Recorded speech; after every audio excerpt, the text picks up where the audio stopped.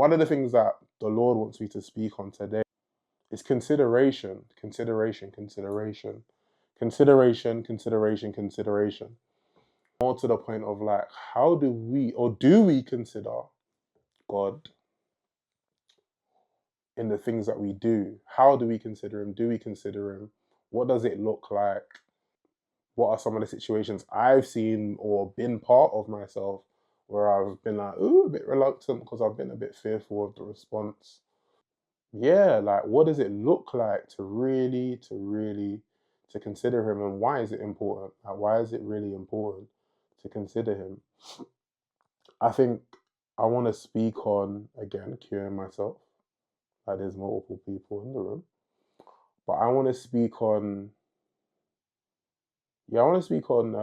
how I came back. Not too much about the backstory, but more just to do with a set of questions that the Lord asked me whilst I was in service at Tab. So I think it was roughly like probably January, early on. Like we was going through. So our message and our theme for the year is up. So everything up, upgrade. I think it was the upgrade sermon from memory. Yeah, I think it was upgrade. I think it was like second or third week into Jan.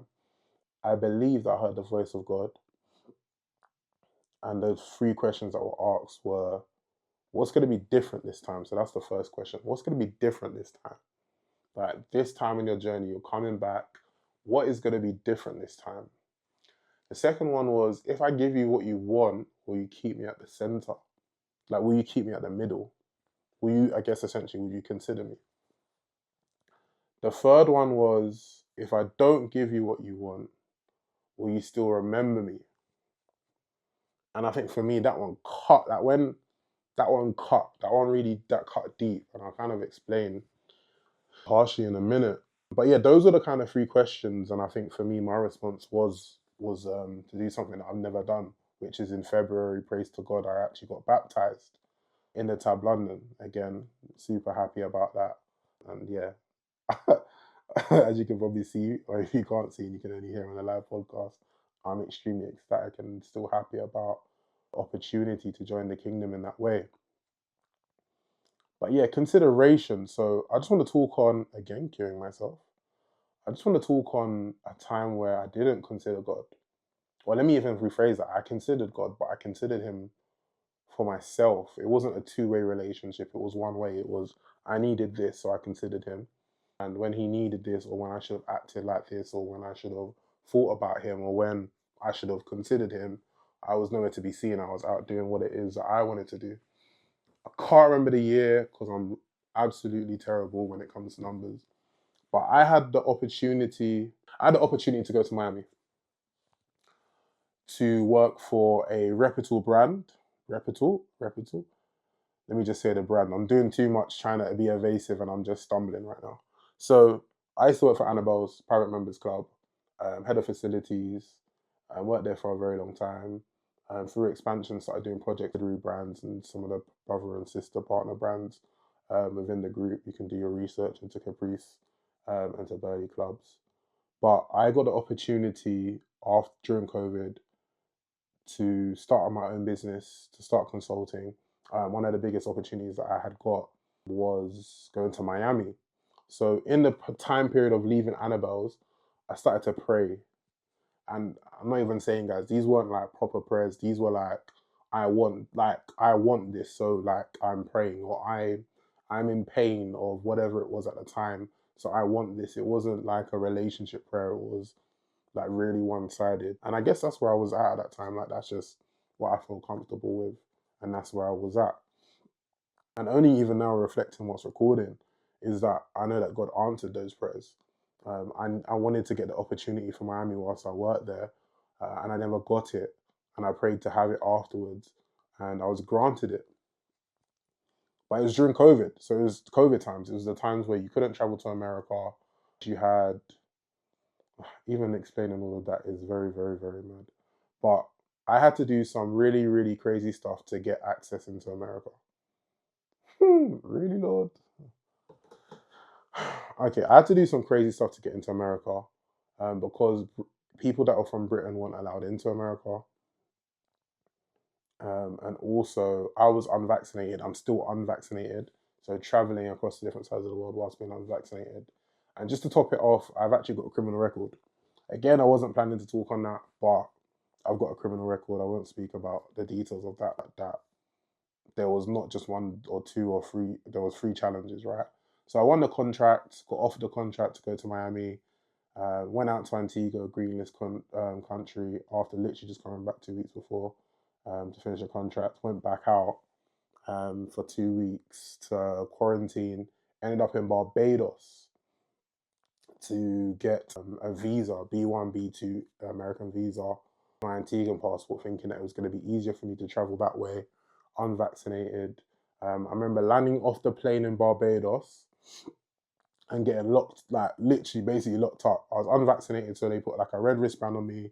Then they put like another wristband on me with like a SIM card in it. I had to do like some self quarantine thing for X amount of days, so on and so forth. Had to take my temperature in the morning, in the evening.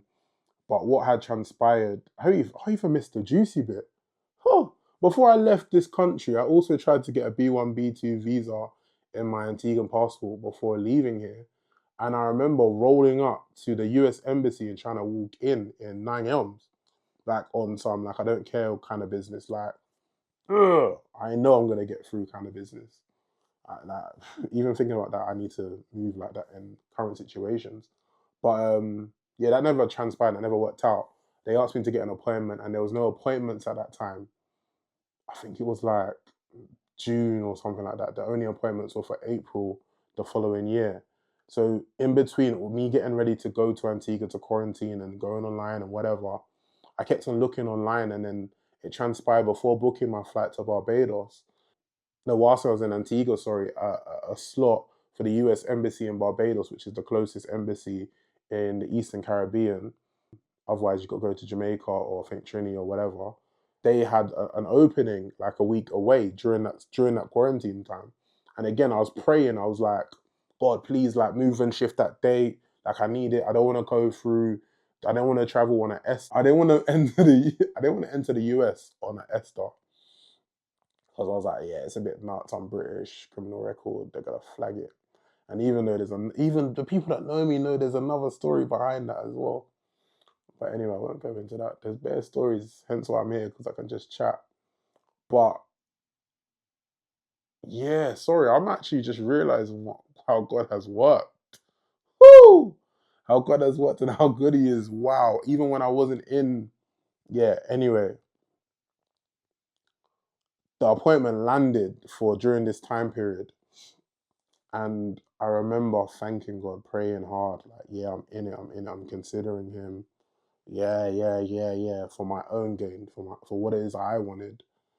So anyway, I had got to Barbados, got through quarantine, was in the hotel, and the appointment I still needed a little bit of an earlier one, like a couple of days. So I was praying again, like, please God, like, please move, like, go, move, please. And what ended up happening was God moved, the date changed. Literally, I remember being online in the night, praying in my hotel room, waiting for the dates and the things to change, and God being like, yeah, go. Like, I believe a voice came to me and said, go. And then I went, and then I applied, and the dates moved, and I applied for it, and etc. But the challenge I had was that because of how and the days were, the appointment I had got, I wasn't able to get out of the hotel because I needed to stay in the hotel room, then go and doing PCR tests and da da da. I can't remember all the details, but I remember what I'd done was I went to the place where you needed to go for the PCR test. They started laughing at me, saying, "Oh, what do you think? The chief medical officer or something? Like, do you feel like you're just exempt to everything? You might as well contact him and just tell us to ignore the rules." So me being me, I was like, all right, cool, let me contact the guy. So I found his details. No word of a lie. I found his details, his emails, his secretary's number, his number. And I contacted them on email, contacted them on their numbers. And they came back to me. Like, they actually came back to me, and I told them what I was doing, where I was trying to go, why I was in Barbados. And they gave me an emergency release from the hotel to go do my PCR test. But the results, even though I had enough time frame normally to get the results back, the results were late by like, I think, like 8 hours or something like that. So I ended up getting another release from the hotel to go to the embassy. Again, I'm telling you all of this because during this process, I'm praying, I'm considering God, I'm thinking about God, like I'm all of the things, like I'm doing that from what I believed I should be doing in that time, where my maturity was at that time. Went to the embassy. Long story short, it was July the 4th. So it was Independence weekend coming up. So they couldn't give me my my visa that day. I had to do some more rigmarole, send my passport to their office. They would send it back to me in Antigua and I'd go. But the client wanted me to fly the Monday coming, I think it was, or something like that, the first day after the weekend. So they wanted me to use the ESTA process. And I was like, yo, I'm going to get sent back. Like, this is nuts. Like, I'm British, the record thing, like, this it's going to get crazy. Anyway, I ended up landing. So I remember traveling from Antigua to Miami, and they were giving me trouble because I didn't have, I wasn't vaccinated. So they were giving me problems. So I managed to get through anyway. And again, I'm praying. And then I get on a plane, I get to America, and I'm seeing people getting cornered off, taken from that room to this room, like it was a field day. They were like, oh, another person from England. Yeah, no, let's check them in the back room. Da, da, da. And I've seen a person, like, you see, like at the gate in Miami, I don't know if you've been there or wherever, immigration, you see somebody, you're like, no, I'm not going there. This person's on stuff. I've seen a guy and I'm like, yeah, he is on stuff. Like, I am not going to him. Then the voice that I believed to be God at the time was like, yeah, go there. I was like, no. And I went to someone else. Then someone from one of the immigration guys that were ushering people ushered me back to the same man. And I was like, no, I've seen him like put people into the room. I'm not on it. And then I go again and I get ushered again. Then anyway, I go through. He looks at me, answers me a question. I had met a director for a company, a really big company. I was traveling out to LA like 6 weeks before in Antigua on a on a boat party, and he was there with his family. Anyway, I spoke to him before going out, and he told me to say that I was going for a period and and told me like what to say. So I said what he told me to say, and yeah, they literally just I walked into Miami. But I tell you all of this to tell you now that you see when I got into Miami, did I still consider God? No. I acted like I'd done it off my own back. I acted as if me, this mere human, this mere mortal, I acted as if I had done it by myself. I didn't even come to give people this warning today, but don't learn from my mistake, please. Oh no, on all serious, like on a serious one, learn from my mistake. I'm telling you now, I made it to the top in Miami. Even before Miami, I was in a good place. I made it to the top in Miami and I lost everything as even quicker than I made it when I decided not to consider God. I fell. When I mean I fell, ladies and gentlemen, I fell. What? I fell. I fell. And again, I didn't even plan to tell you this story, but it's a warning. Like, the relationship we have with God should be two-way, right? It should be two-way. I don't know if God opened that door for me in America because I needed to do something, or I needed to speak to someone, or I just needed to chill, or maybe I just needed to do what I needed to do from a whatever perspective to build myself up to make sure that I was ready. Do you get what I mean? Or maybe I should have just given him the glory. Or maybe I should have just said thank you. Not just when I got through, but continuously, not just in my mouth, but in my behavior. Like when I woke up, did I consider him? Did I have my quiet time with him? Did I go to him? Did I thank him for waking me up? Did I thank him for getting me into Miami? Did I thank him for allowing me to be in crazy places around crazy people with, like, do you get what I mean? Like, he opened those doors. Did I thank him? Did I consider him? Or did I just forget about it? yo, I don't even know who this is for. And even when I hear people say that, sometimes I'm like, do you really know this is for someone, or are you just saying that because I don't know this? Honestly, I don't know who this is for. But do not think that you can consider God for the things that you want and then forget about Him when you've got it. How are you gonna sustain it? How are you gonna remain covered? Like, obviously, like, God is gracious, God is love, but it's not a one way. Like, please, I can't stress any further. Like, consider Him in all things, in all ways.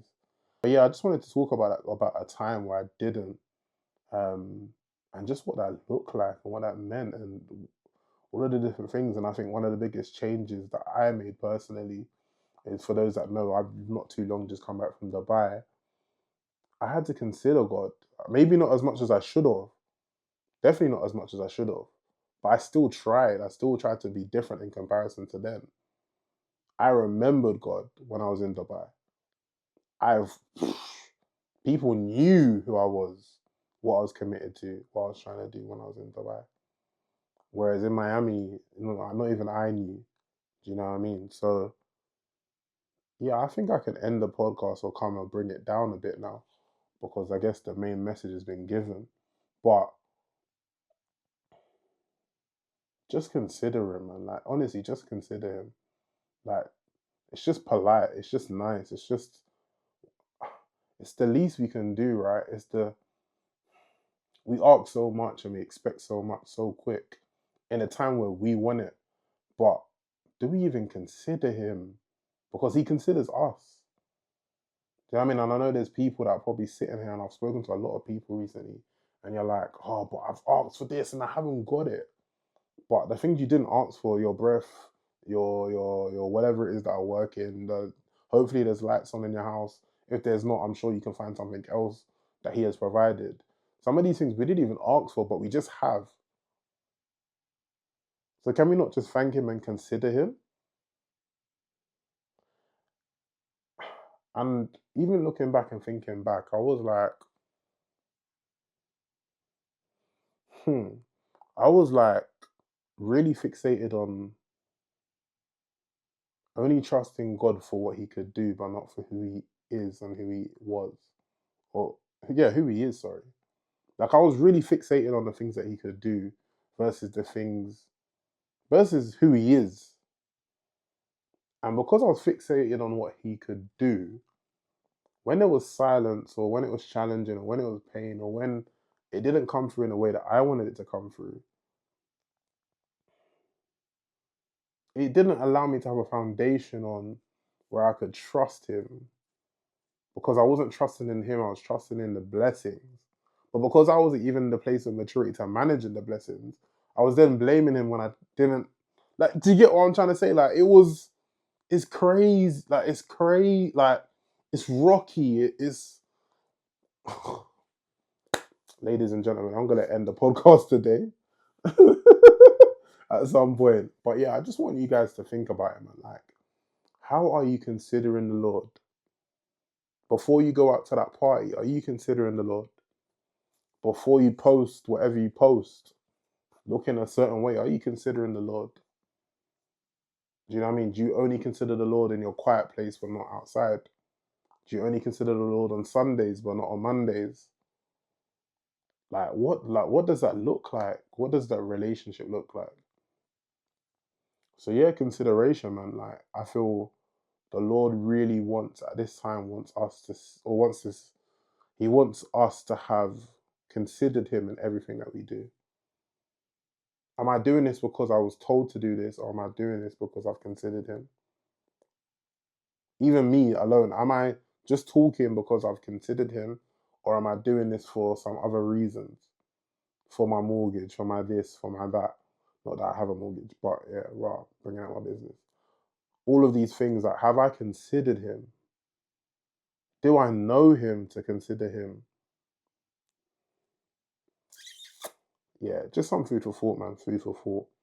But anyway, I just want to bring it, and I guess just encourage everyone, I guess, to assess where you're at. Like, assess where you're at. Number one, on your maturity. Like, how mature are you? Do you believe that maturity is something that you no longer have to work on? Like, what does that look like for you? What would you rate your maturity out of 1 to 10 in terms of emotional maturity? How would you manage your maturity in terms of physical? Like, do you wake up on time? Is your routine there? Is it gym? Whatever that looks like. And how would you like rate your mental maturity, like your thinking processes and stuff like that? Like, where would you be at? Like, what would you feel comfortable at? Are you where you want to be? Like, rank yourself out of 10 of those three things. And I guess just pray on them, like pray on being better in those areas, trying to understand how you can be better, finding help, resources, therapy, life coaches, friends, wise counsel, just to work with you and I guess allow them to be accountable to support you to just being a bit better, slightly better. And the second part is, do you really consider God? If you look at the big things in your life, did you consider God? When you bought that car, when you moved to Dubai, when you took that job, when you, whatever it may be, like, did you consider Him?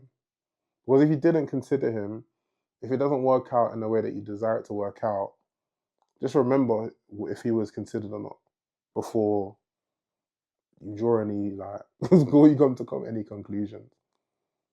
But anyway, I just want to thank you for those that have actually locked in and listened to the end of this.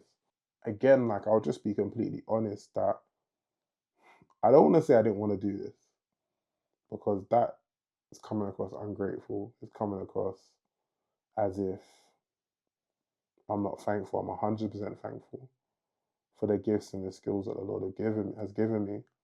But let me just say, I didn't plan to do this. Now, maybe later on in life, when everything was figured out, but I've been called to do this. I believe I've been called to do this. So I just want to thank you for listening and locking in.